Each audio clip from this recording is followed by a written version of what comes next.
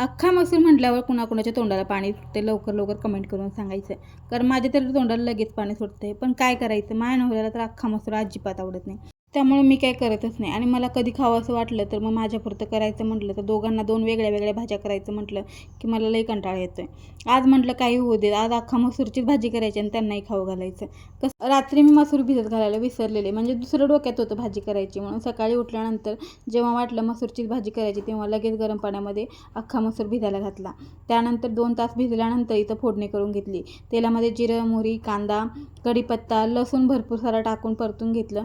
त्यानंतर टोमॅटो टाकला. टोमॅटो मऊ झाल्यानंतर बघा इथं मी सगळे डब्यात जेवढे मसाले होते तेवढे सगळे मसाले टाकले. 5 मिनटं सगळे मसाले तेलात परतून घेतले आणि भिजवलेला मसूर आणि एक बटाटा कापून टाकला. कच्चा बटाटा होता तो. त्यानंतर बघा इथं मी थंडच पाणी टाकलं होतं. सगळं मिक्स करून घेतलं व्यवस्थित आणि मग थंड पाणी टाकलं. वरून कोथिंबीर टाकली होती पण नंतर ते एडिटिंगमध्ये गेली. आणि इथं बघा मस्त असं शिजलाय. 15 मिनटात भाजी शिजली होती आणि खायला तर एकच नंबर लागली होती. आणि सिक्रेट काय सांगू का, ह्याच्यावर मी चिकन मसाला टाकला होता.